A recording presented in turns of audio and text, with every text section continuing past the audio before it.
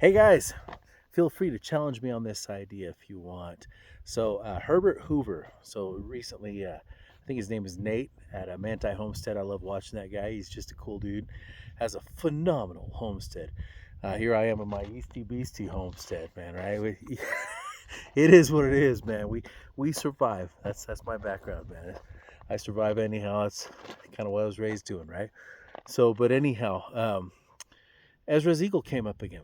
All right. So let's talk about real quick here what happened prior to Herbert Hoover. Prior to Herbert Hoover, um, the Constitution didn't bother to lay out in Article 2, Section 2, Clause 2, which things the treaty power was allowed to do.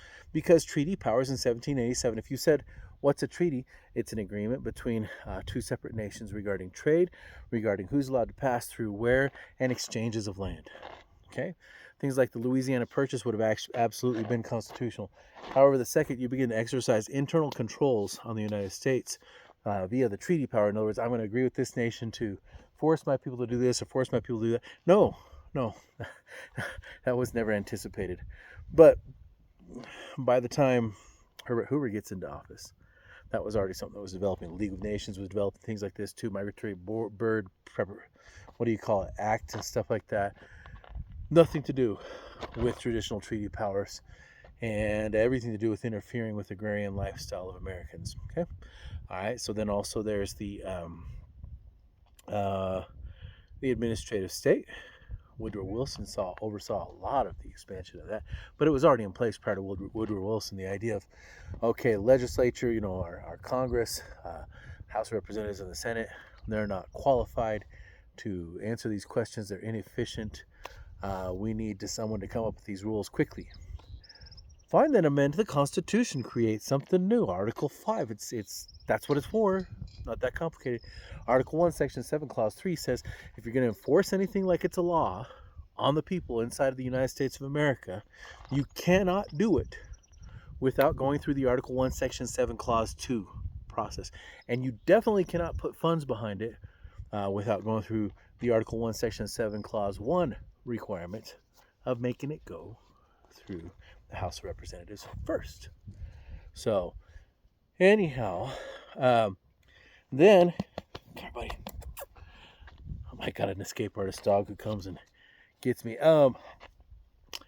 We get into the Judiciary Act. This was 1925.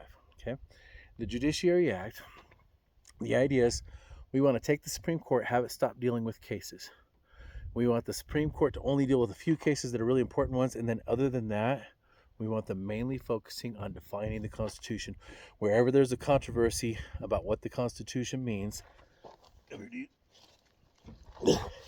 this guy fights coyotes every night. He's crazy. He's not supposed to be a livestock guardian, but he does it. Anyhow, he's a hound dog. He's a hunting dog. So yeah, they basically wanted to say, hey, let's stop having the courts deal with actual cases. We want the courts to deal with defining the Constitution for us and making it a flexible, definable thing, adaptable without having to go through the Article 5 process. So you got these three things in place now, right? Then Herbert Hoover gets elected president. He's the first president to be elected while all three of these things are in place. There may have been some good intentions behind some of these things here, but anyhow, those are the three eagle heads right there. I guarantee you they are the things that are running our country that they're not supposed to be running our country. The Constitution sets up, if you ask me, 6 branches of responsibility, which is Congress, the president, the courts, the states. Look at Article 4 and Article 5 as one big combined thing. The officers of government, Article 6, and then we the people. And look at this Article 7 through the first several amendments, and imagine the first several amendments are protecting the ability for us to develop a continental Congress again if we ever need to, something similar to that. And I would say those last 3 branches of responsibility that are actually contained in the Constitution have abdicated their duty in general in America. And so what we've earned now is 3 eagle heads that have taken over the responsibility Judges, the courts aren't dealing with cases anymore. Congress is only funding the administrative state. And the presidents in general have dealt with all these treaties that exercise internal controls on Americans. Nothing is supposed to, first off, become kind of law without going through the legislative branch, the Congress, right? Article 1, Section 1, all legislative powers, right? And um, nothing is supposed to be enforceable on we the people internally without going through the Article 1, Section 7, Clause 2 process. But that's not what happens with the administrative state. That's not what happens with these treaties. And the courts aren't allowed to substitute the Article 5 process, but they claim to anyhow.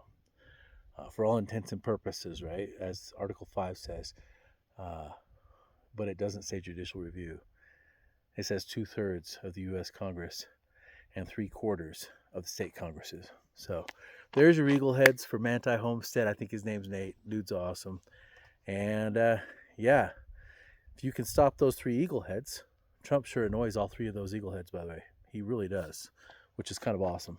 So then maybe we can save the Constitution. All right, thanks, guys. See ya.